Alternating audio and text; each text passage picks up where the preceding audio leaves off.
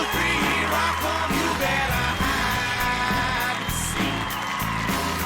There's no trouble here, darling, you're breaking my heart. Thank you. Thanks a lot. Thank you very much. Thank you so much. Thank you. Thanks very much. Thanks a lot. Thank you so much. Thanks. Thank you. Thank you very much.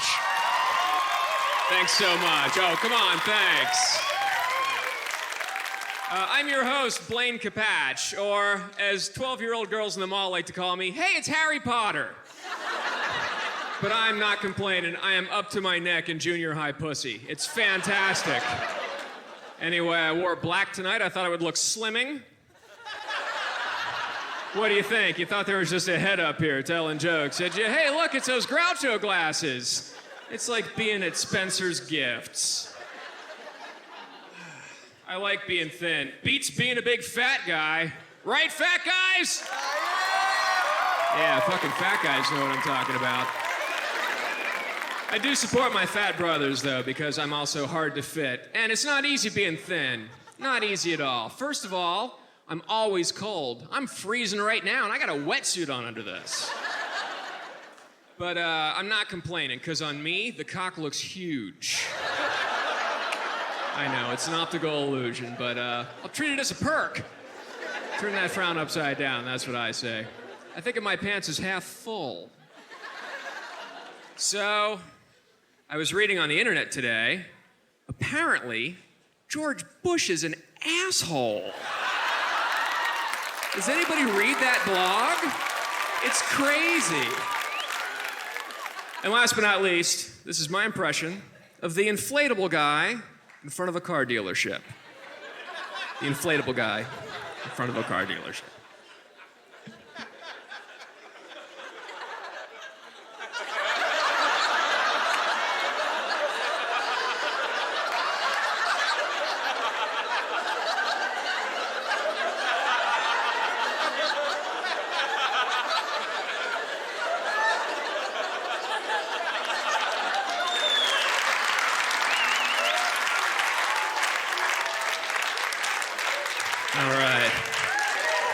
Now that I'm all stretched and limbered up, I'd like to do my impression of the inflatable guy in front of a car dealership. Goes a little something like this. I'm fucking with you, that was it. We have a fantastic show. Seriously, one of the best shows I've ever been a part of, and I'm just gonna get it started right now. Somebody with a little, some rules and regulations for the show. From the accounting firm of Odenkirk, and another Odenkirk, will you please welcome Robert Odenkirk.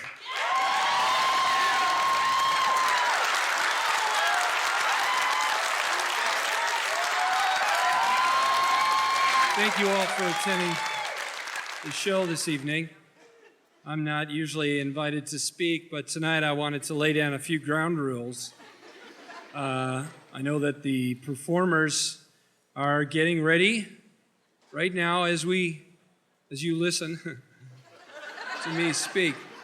I was just backstage and I saw Brian Posehn greasing up. If I could finish my sentence, Patton Oswalt. And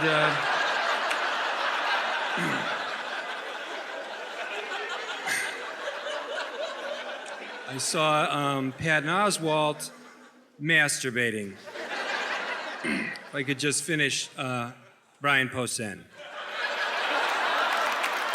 Now, a lot of people feel that they think that the judging that's going to happen tonight is done by whim or opinion or by some computerized laugh-o-meter. This is simply not true. Laugh-o-meters were outlawed in 1987 when Mr. Barry Sobel was declared greatest comic on earth. Ever since then, it's been done by a scientific scale that's come to be known as the Garofalo-Binet Alternative Comic Standard Scale. Now, here are some of the specifics of tonight's scoring. Referring to your notes will get you 3.5 points. Talking about how you are referring to your notes while you refer to your notes, 5.3 points. And reading directly from your notes, 8.2 points. References are scored as follows. Hong Kong filmmakers, 5 points. French filmmakers, 3 points. 70s blaxploitation filmmakers, 12 points. Michel Gondry, automatic win. Referring to your deeply ingrained antisocial behavior, 8 points. Referring to your Zoloft or Xanax prescription, 6 points. Minoxidil or Propecia is a negative 5 points. Impersonations are an automatic disqualification. Except impersonations of your Korean grandmother, automatic win. And you get a TV special. Anti-Bush comments, 2 points. Not so much. Pro-Kerry comments, irrelevant, never come into play. It's not important to rank those because it doesn't happen. An anti-Don Rumsfeld comment is 3 points. A pro-Don Rumsfeld comment, that's again never happened. Use of the phrase, who's with me, in an arch manner, 12 points. Use of the phrase, who's with me, in a honest, straightforward manner, automatic disqualification. And lastly, dropping microphone at the end of the act, 7 points.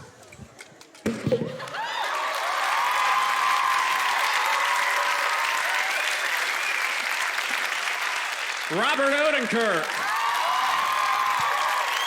from the accounting firm of Odenkirk, and another Odenkirk. Robert Odenkirk. Ladies and gentlemen, come to the stage, one of my favorites. She's very funny. You might have seen her on Jimmy Kimmel. She was on Jimmy Kimmel last week, but only for a couple of minutes. That's where TiVo comes in. But tonight you're going to see her live. She's very funny. You know this to be a fact. So do I. Please welcome Maria Bamford.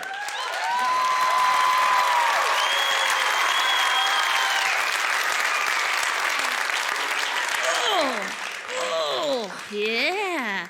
So, hey, you guys, like most Americans, I would like to help others while being televised. I'd like to go to an area of the world where they really need my help, like we're here in sub-Saharan Africa because people sometimes have to walk tens of hundreds of miles for food, water, and basic medical care. And that's why we've chosen this village for an extreme makeover.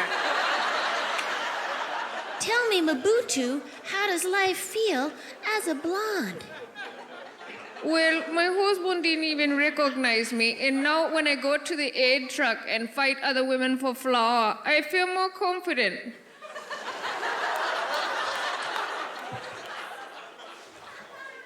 Mom told me recently, she said, honey, when you don't wear makeup, you look mentally ill.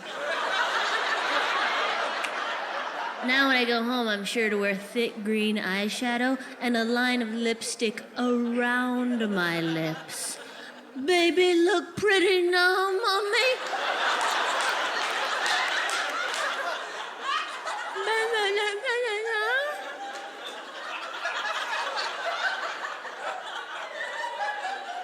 All right, so you guys, I love my country, and maybe that's because I'm white and rich. But things have been really working out for me. I didn't even know there was a game on, but I am winning. I'm not technically rich, but I do have a lot of shit that I don't need that I refuse to share with anyone. And that feels solid, somehow. Living in Los Angeles. There's a lot of spiritual people in Los Angeles. Although the Lord seems to be manifesting his glory in a number of very small shopping miracles. Okay, I pull up outside Barney's. I say, if it's meant to be. I go inside. That cashmere tube top is 25% off. It's like, okay, I get it.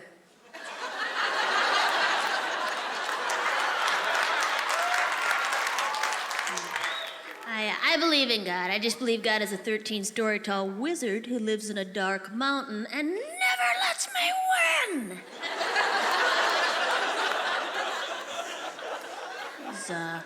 His parents are pretty religious. My mom's very religious. She wears one of those bracelets. It says WWJD. Stands for What Would Jesus Do? In case you forget, you're out shopping. Say, what would Jesus buy?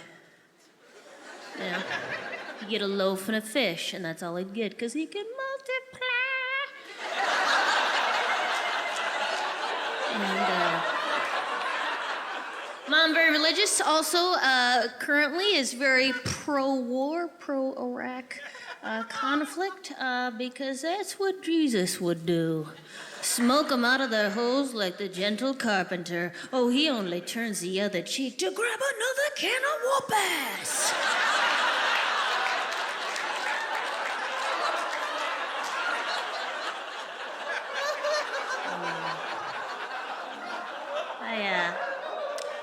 I love TV. That's why I moved to Los Angeles, because I wanted to be on TV.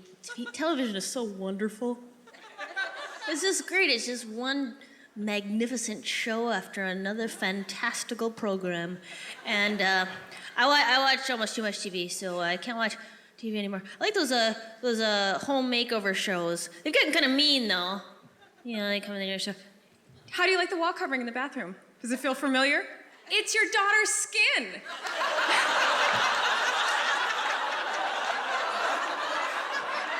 I like television. I like music.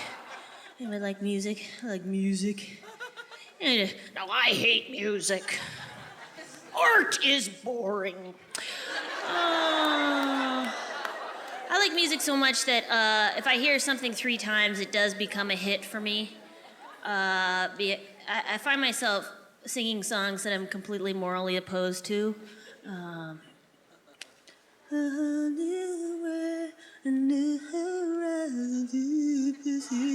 No one to tell us no where to go. What the hell am I singing? Fascist propaganda. Disney may as well be singing, and I think they're fascist because I like to polarize things, and it's fun, and they may as well be singing that Disney tunes, you know. Forests are dirty and wrong. Poor children just should get jobs. Christians make more sense than Muslims, and the rich are super nice. That'd really make more sense. I love Alicia Keys. As she got a new album. She's an R&B singer. If you don't know her, she's a silly goose. She has a new song where she does like a Barry White talk down in the middle. Hello. Is this Michael? I don't normally do this, but you always come in and order the special with a hot chocolate. My manager always be tripping for me to use water, but I always use milk and cream for you.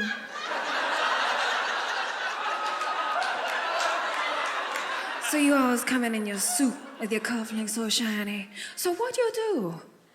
Oh, that sounds interesting. Hold up, my cell phone be breaking up. Can you hear me now?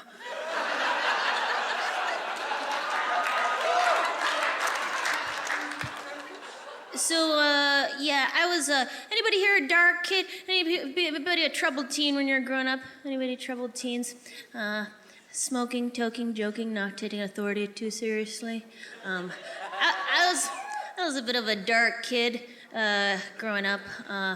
Occasionally I'd stage my own death for fun. Mother, I've taken a whole bottle of pills. Oh my God, what did you take? Tums. Maria, those are your father's. What, Mother? I can't hear you. The calcium is coursing through my veins.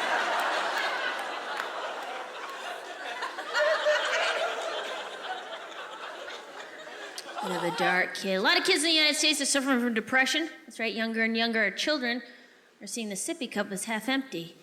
And as a kid, I never really thought of myself as depressed, as much as paralyzed by hope. I actually went through a dark period of time. My miniature hamster Bonita passed on. She actually didn't pass on. I returned her to the pet store, but she's dead to me. And I went on medication, and a friend of mine last night, she said, there is no shame in going on medication for depression, because depression is a medical condition. And you wouldn't say to a friend with a broken leg, you wouldn't say, what, you gonna go see a doctor? Never heard of making a splint? Sure, you got bone jutting out of your skin. Life doesn't always turn out as you plan. At least you have bones. You're not some gelatinous encephalopod without friends or prospects. Walk it off! You wouldn't say that, but if you did, it might be pretty funny. Just I don't know. Dark here. Now things are going good. I've been trying to believe in God. I didn't used to believe in God because I didn't like the idea of some touched by an angel sitting up there making decisions like, I'm going to put you in a paralyzing diving accident so you can inspire people with watercolors you paint with your feet. That's no good to me. I'm trying to pray, though. Every time I pray, though, I feel like I'm just doing this really bad ventriloquist act. You know, like, so God, yes! How am I doing in life? Am I doing okay? Yes! Well, good, because sometimes I feel scared. I fear the wrath of God and all that. Fear leads to anger. Anger leads to hate. Hate leads to the dark side.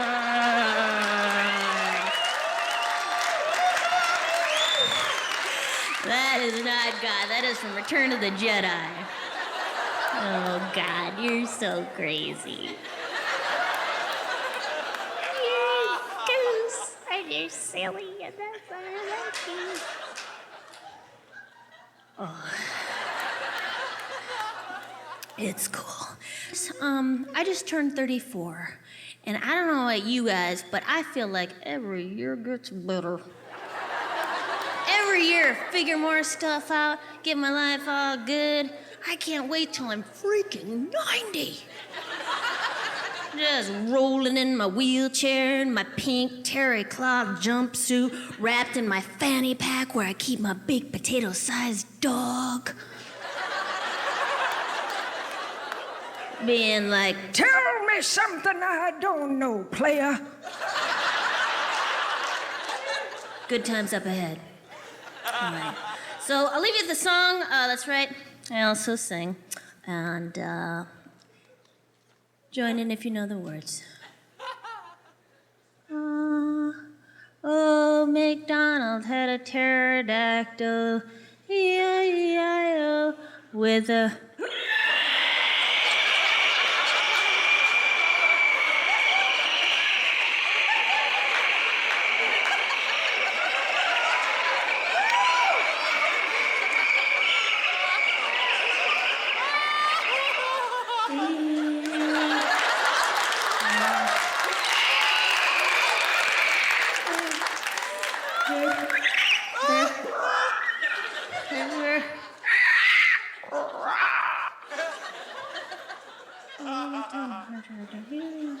Thank you so much. Enjoy the rest of the show. Thanks a lot.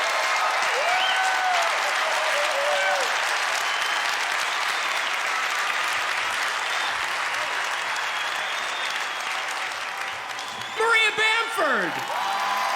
Come on! Ladies and gentlemen, coming to the stage, a 6th-level monk that you better not fuck with. Please welcome Mr. Brian Posehn.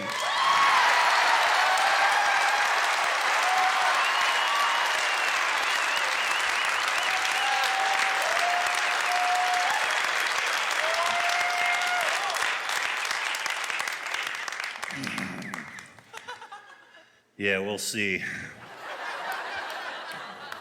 Kind of hungover from doing this tour. We're drinking every night, me and Patton and the other people also drinking. And so I feel really lightheaded. I feel like I could pass out at any time. If that happens, alert the management or just draw dicks on me. Because that's what I would do to you. Dicks all over you. A big arrow on your back that says, put wieners here. ending at your butt. So I'm a good friend. So I've been a dork for 30 years. I know a lot of people are like, you're older than 30, bro. I know. I'm 38, but I don't count the first 8. Because you never look at a little kid or a baby and go, what a fucking nerd. That baby will never get laid. You just saw your last pussy, baby. Enjoy it. Different kind of nerd or dork. I'm a metal nerd. Yeah, huge metal fan. And I worked for the high school newspaper when I was in high school, of course. Weird. What else was I gonna do? And I got to interview bands. And the thing I realized doing this was I'm the last guy these guys want as their #1 fan. Because they've been working their asses off, playing their instrument in their garage for nothing, you know. And they got into it for, how do you say it, pussy. And I'm back there going, you guys rule so hard. They're like, I quit. True story, I actually got to interview the band Wasp. Got to meet the band Wasp when I was 15. They sucked. When I was 15, I fucking loved them. They had a song called Fuck Like a Beast. I didn't even know what that means, but it sounded awesome. So I meet the guitar player for Wasp, and he's a drunk dick. And I meet him, and he's a sloppy mess. And it's a true story. I go, can I have your autograph? And he looks at me and goes, grow some tits. I was crushed. But then I was like, that's the only thing stopping me from being a hot lady? It's a set of tits. I'm pretty sure you'd be more creeped out if I had a huge fucking rack. Go, oh, that guy's really unattractive in person. Oh my God, he has huge fucking tits. I'm gonna set my eyeballs on fire and bury them. See you later, eyes. So I just got married 2 weeks ago. Yeah. 3 weeks ago. It's awesome. But the bad part is that she's cute. Yeah, she's really attractive, and I'm really not. And so it's been tough because people see us together and go, how'd you get her? Which isn't a nice thing to say to anybody at their engagement party. Can't wait till we're both in our 70s, though. Because you never look at an old couple that are happy together and been together forever. You never look at 2 80-year-olds and go, how'd he get her? He must have a huge old dong. Let's pull down that sweet 80-year-old tang. So with the married thing, I've had this weird thing where female friends have, this happened twice, where they had to let me know that I blew a chance to fuck them. I don't know why girls do this, but they have to let you know. And it's, you know what I mean? It's like, I never knew the girl liked me like that. And it was like 8 years ago and the window's closed, you know, but she's like, there was this one party like 8 years ago. You were wearing a blue shirt, you were being really funny, and I was on X. You totally could have fucked me. Guys never do that. You never hear a guy go, Stacy, you blew it. Could have had sex on my dong. You know why guys never do that? Because the window never closes. Ladies, you could always fuck a dude. If you know a dude, he'll fuck you. Just ask him. He'll do it a bunch. With his cock. Till he's done.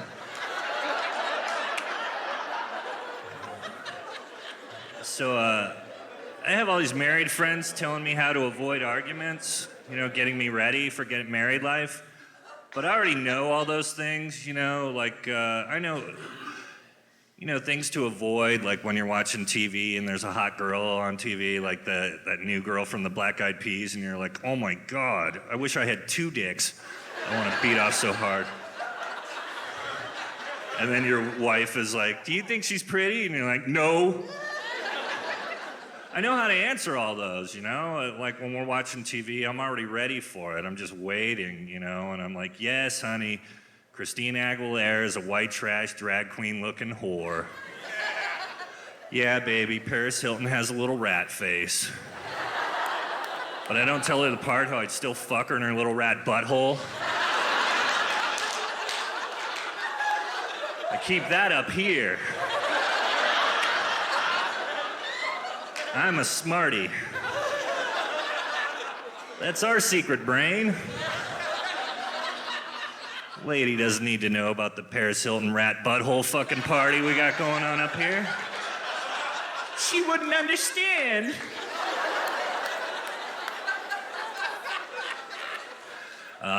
So it was awesome. I took my wife to my 20th reunion, my high school reunion, and it was cool because I had the hottest wife, which wasn't in the yearbook. No one predicted that. But I'd pull that off. It seems like all the girls back at my high school in Sonoma, I think there's been like a 20-year sausage eating contest. Because those cheerleaders are ballooned up, full of sausage.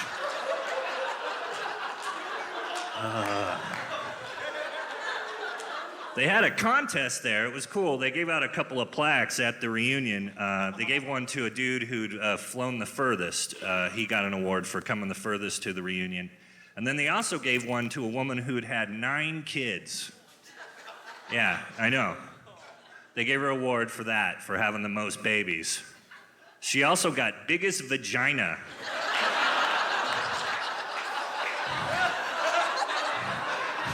For her giant twat. Look what we won, twat. We did it. So me and the wife, I'm getting so domestic, it's fucking scaring me. I never thought I'd get married, for one. And then we live in the valley, and we have a white picket fence, and then our house has a red door.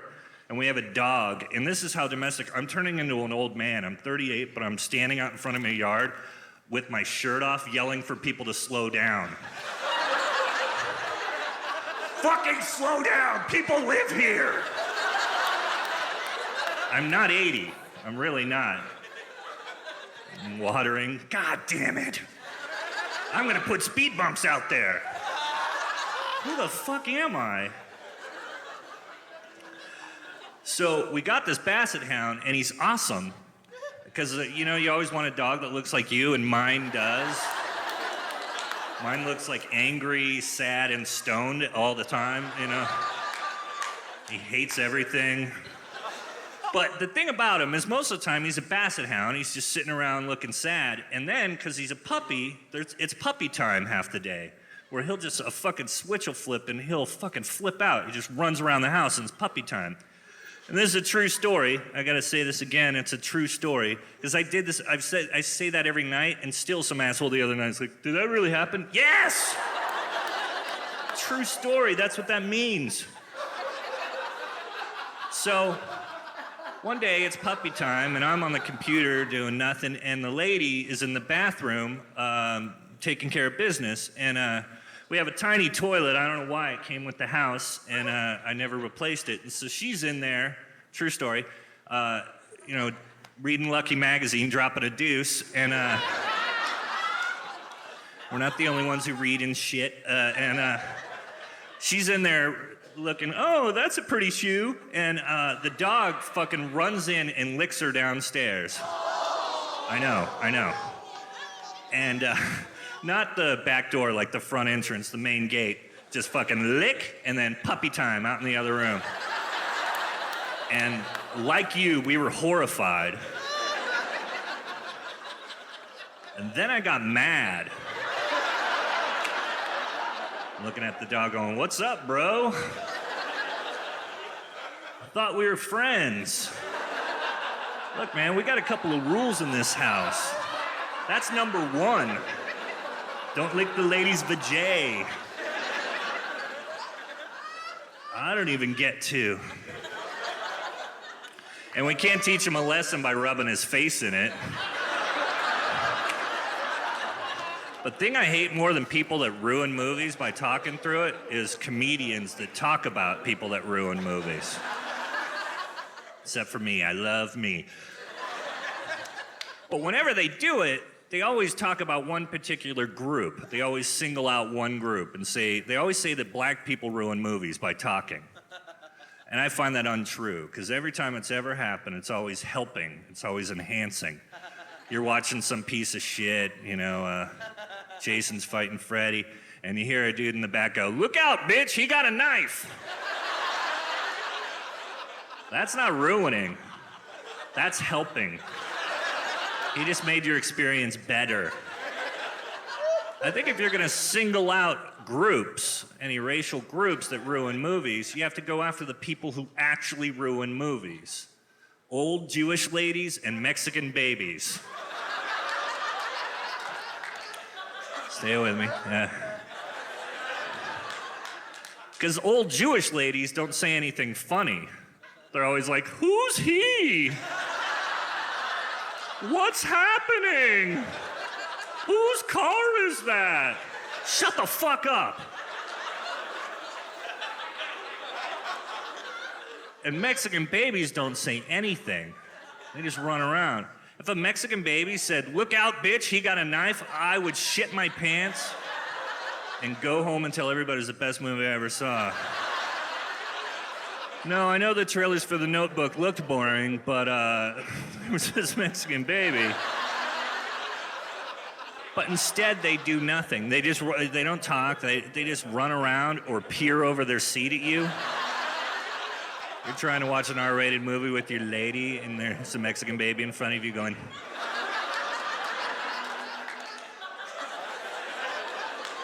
"Hello, I am we in Mexican. Watch me run around unattended."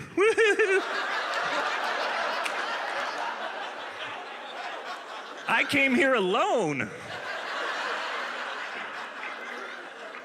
I watch, when I'm on the road, staying in shitty hotels, I watch a lot of late night TV, and I'm always alone and trying to rub one out. And I see this commercial for KY lubricant, and I always see it, and it's on a cable like at 2 a.m, and it's a lady holding up the KY, looking at the camera, talking about how she uses the KY when she's dry downstairs, or it's the one time a year she lets her man put it in the second hole. Christmas Eve. If you don't laugh at that, you're wrong. Sometimes you're right, that time you're wrong. Because there's nothing funnier than butt fucking on Jesus' birthday. Turns out that's the pinnacle of funny. Now you know. I see this other ad for the pregnancy patch. The pregnancy patch, and that's also on cable and late at night. I don't know why, but and it's a lady, and she's talking about how she uses the patch, and it's a lot like the pill, but it's the patch, and she just puts it here, here, or here, and no baby. Circle/baby. But just like the pill, the patch is only 99% effective. I think the only way to make it 100% effective is just to pull out and come on the patch. Just fucking glaze the patch. Oof, oof, eef. Sorry, lady. And she wears the patch all the places you normally come. Here, here, here. I want my lady to wear one on her eye. This will be my adorable little cum pirate. Arr. You guys have been fucking awesome, man.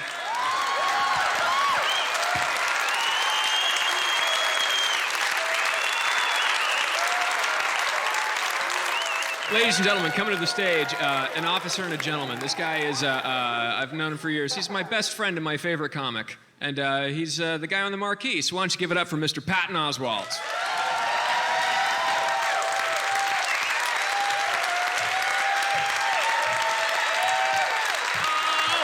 Two white guys just tried to shake hands. It looked awkward.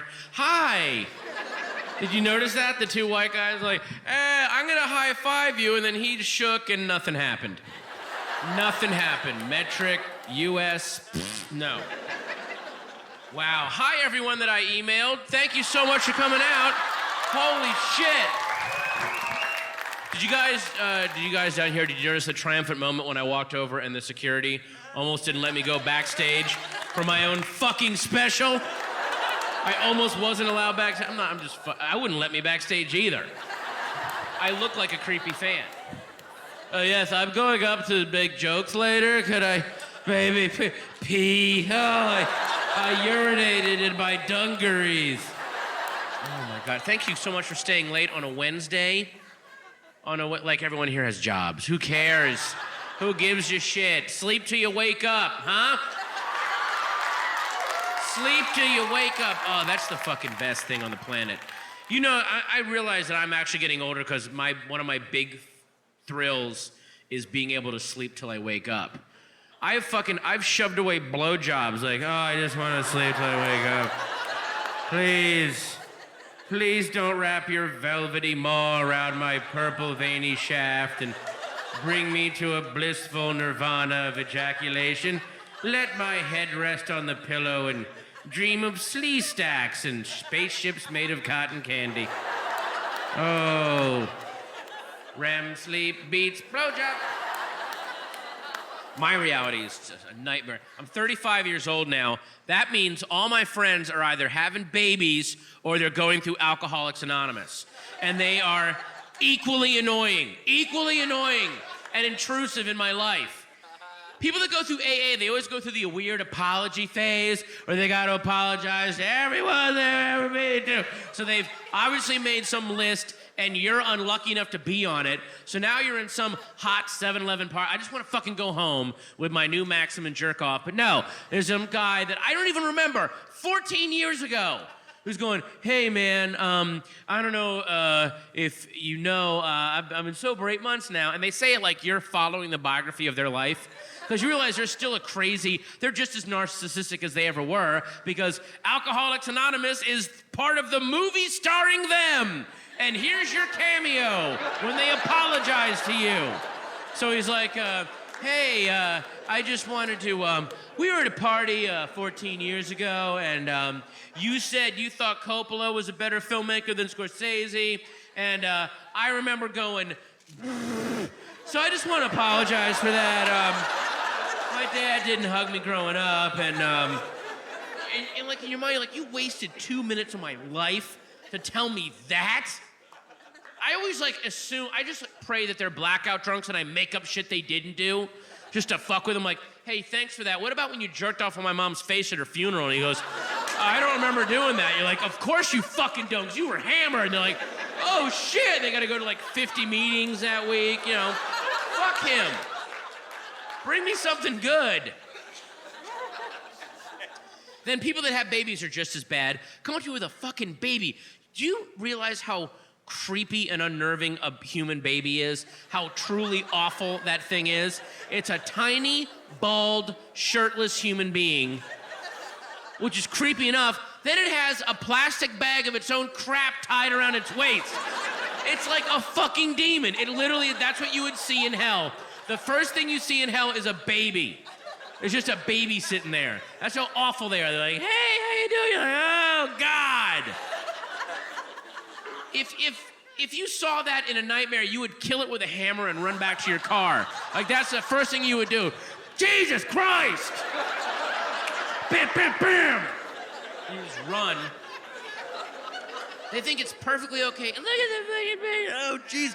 If you saw a homeless guy just holding a bag of shit, you would go, that guy's fucking nuts. You would just get away from him. But a human baby is a bag of shit that can grab things and make noise and has eyes. Like, it's so much worse. And then they get all the fucking props for, oh, I quit drinking. Oh, you get a parade. I squeezed a baby out of my twat. Let's burn your name on the surface of the moon. What about the people like me that have learned to stop at 2 scotches and I'm not polluting the planet with baby? Don't I get something? I'm 10 times better than them. Where's my fucking present? Assholes. Ugh. Sober people and babies need to fucking die. Or babies need to be drunk and sober people need to shit in a bag around their waist. That'd be fun. For me, that'd be fun. I'm so sick of these fucking non-committal movie titles, and romantic comedies are the worst offenders, where they're always like, fucking something's gotta give, or feeling sorta kinda. Fucking tell me what it's about. Give me a goddamn title. Don't give me this.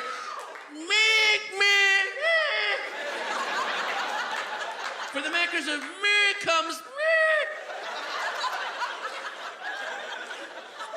You know what the greatest movie title ever is? Texas Chainsaw Massacre. Greatest movie title. You know why? Because every single person in this room has seen that movie, even if you haven't seen it. Because when you hear that title, you see a free movie in your head. Because you hear the word Texas, oh, this can't be good. Chainsaw, oh God. Massacre, holy fuck. We've gotta go see that. Wow. Just give a movie a fucking title. Just call it Ghost Rape or Puppy Fuck. I don't care. Even if that has nothing to do with it, just like, could you imagine, like, if a movie was called Alabama Puppy Fuck, right? And the poster is like two good-looking young people in the gauzy autumnal leaves falling, walking along, and then it just says Alabama Puppy Fuck. You're like, what the fuck is that? We gotta go see that. Even if they don't fuck a puppy, whoever made that's nuts. I gotta go fucking see that. But all these goddamn romantic comedies are always about the uptight OCD guy, and he moves in with the crazy girl. She's fucking crazy. But it's always a safe PG Hollywood version of crazy, like, she's got a ferret on a leash, or she keeps her albums in an orange crate, she's nuts! I've dated crazy, that's not crazy, all right? Crazy is they're awake at 3 a.m. carving your initials on their forearm with a bobby pin. You're like, what the fuck are you doing? They're like, this way I'll come when you punch me. Oh my God, okay, hey, hey, guess what? We're going to Denny's, and bring your stuff. You're about to have a long breakfast. Oh, a lot of my ex-girlfriends had long breakfast. I'm sure some of them are sitting there now. I'm sure he'll come back. Can I get some more scrapple?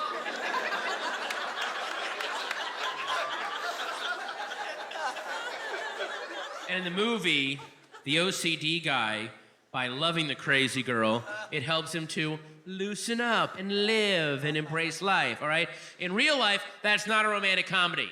That is a tense, ugly David Fincher film with a sad fucking ending.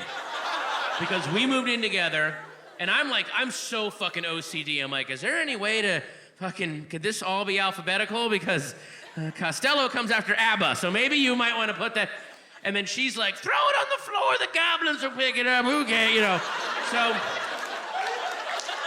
you can't put a bouncy Motown song over me refolding towels at 2 a.m. That's not literally plotting to kill her. I'll fucking stab her in the eyeball. Doot, doot, doot, doot, beep, beep, beep. Fucking cunt, line these up. I will fucking punch you right. Doot, doot, doot, doot, doot, scoop, doot, doot, doot. I've been a man without a country for 4 years. Because I hate George Bush and I've been against the war so much.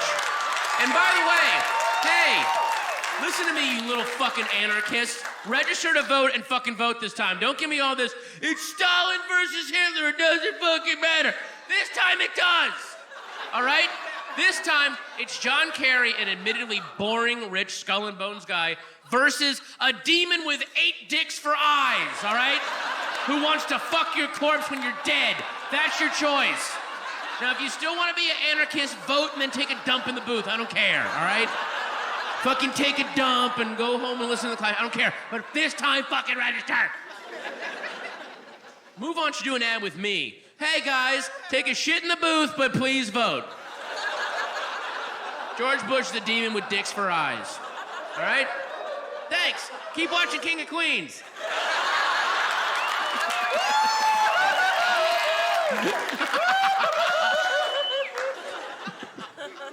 All right, I'm gonna do these two because I got a lot of requests for these, like walking around. So I'll do these requests. Look at me. I got a lot of requests. I don't want to let my fans down.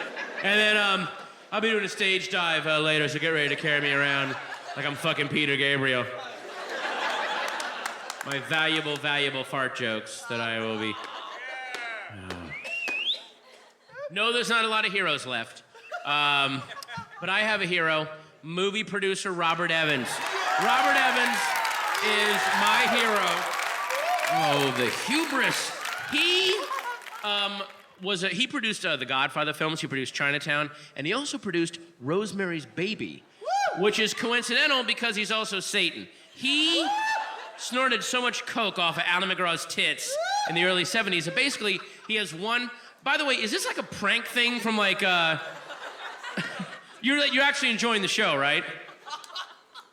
Because you're like one of those guys, I'm not trying to put you down, but comedians are very insecure, so you're enjoying it so much that it feels like you're mocking me. You know what I mean? Like no matter what, I'm like, hey, like blah, blah, and you're like, oh my God, genius! Oh, I grew my kidney back! Okay, wait a minute. I think you're fucking with me. Look at all the other hipsters and you're like you're enjoying it way too much. All right? It's too much. It's too fucking much. It's throwing me. I don't trust joy and happiness. I don't trust it. I feel like you've been sent to kill me. Now he's not gonna laugh. Now you're just gonna cross your arms. You're gonna pout me right off the stage, aren't you? You're gonna give me the power pout? I want you to laugh. Let's modulate you. Okay. I want you to laugh. I'm gonna adjust you. Laugh like you were before, like way too fucking much. Like the way you were laughing, just like, oh. Yeah, exactly. Okay. That's a little too much, all right? Now, what you're doing now is too little. Okay, that was perfect right there. What you just did there, that's good. Do that, okay? God damn it. Now, what the fuck is this? You have a little Justice League of annoying guys? What is going on? My power is waning. Jump in here, hyena laugh. Do you live in Los Angeles? Yeah. Where do you live? Where in LA do you live? Hollywood Boulevard, man. You live on Hollywood Boulevard? Where dreams go to get raped. Hollywood. You'll shit stuff you didn't eat on Hollywood Boulevard. Are you an aspiring actor? What are your dreams? What are your dreams? Chuckles, what are your dreams? Really? Just meh? But you're kind of young and scruffy and good looking, and that's the perfect pose to get on the OC. You know, like that'll be you, just kind of going, you know, hey, look, it's my job to turn up the night. I don't know. The ugly dudes like me, it's all sidekick stuff our whole careers. You want to see the future of my career in movies? Here it is, ready? Imagine I'm holding a pot of coffee. Tough day, huh? There, that'll be me.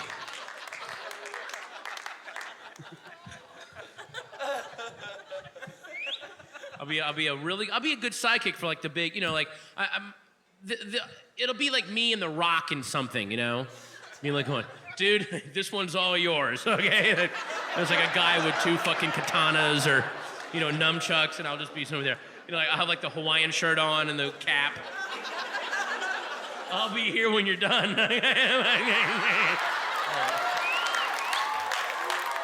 I'll constantly be being rescued. I'll just be rescued a lot. Oh, Christ. Robert Evans. Yeah, right back. Like a jazz solo. Robert Evans wrote an autobiography called The Kid Stays in the Picture. Greatest Hollywood memoir ever written. Then he read the book on tape. If you can find the book on tape, get it, because it's like listening to Lucifer dictating his memoirs on a Sunday afternoon. You know, in a robe with a martini on his belly, lying on the couch. Frank Sinatra was on line 3, and baby, he wasn't crooning. So, A few years ago, the ESPN Sports Network decided we should do some radio ads for our sport. Who should we get as our spokesman? Maybe a heroic athlete, perhaps a legendary coach. Hang on. Let's get movie producer Robert Evans. Yeah, let's get Cokie McSnortfuck from Beverly Hills to be the voice of it. Now, his book on tape is psychotic enough, but the radio ads he cut were like listening to the babblings of a mental patient. And then at the end of it, he barely ties it in with sports. Comes on going, hi, this is Robert Evans for the ESPN Sports Network. You know, back in the early 70s when I was producing the Godfather films, I had a whirlpool bath installed in my trailer that I would fill with apple juice every day. Do you have any idea what Diane Keaton's pussy tastes like when it's been soaking in apple juice all day? Not half as sweet as the sports house you're gonna catch on ESPN every Sunday. ESPN Cowboys versus Redskins, catch it like a pussy soaked in apple juice. The human rectum is almost nightmarishly elastic.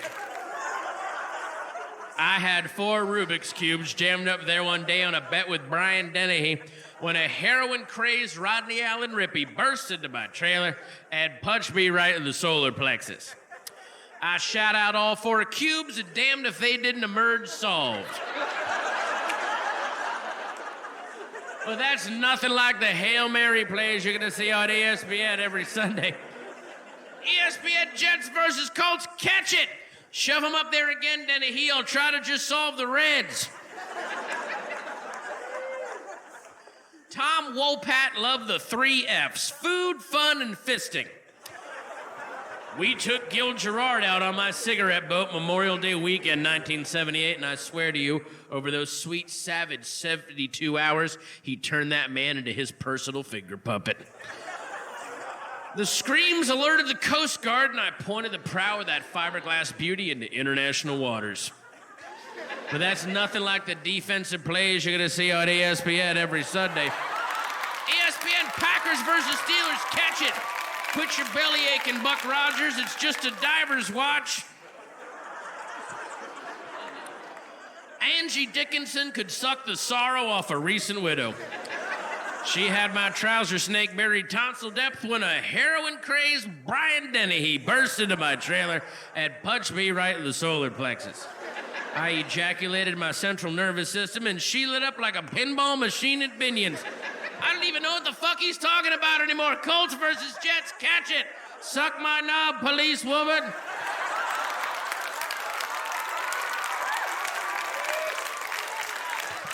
Loretta Swit had a bush you could hide a VCR in. Oh, I don't want that recorded. Folks, thank you all very much for coming out and staying up late. Oh my God, thank you. Every single one of you for being cool. You fucking rule. Thank you, good night. 1, 2, 3, rock on, you better hide and see. There's nothing but trouble here, darling, you're breaking my heart. Ready, set, go, then go, you better go on with the show. There's nothing but family and friends here to watch you as you fall.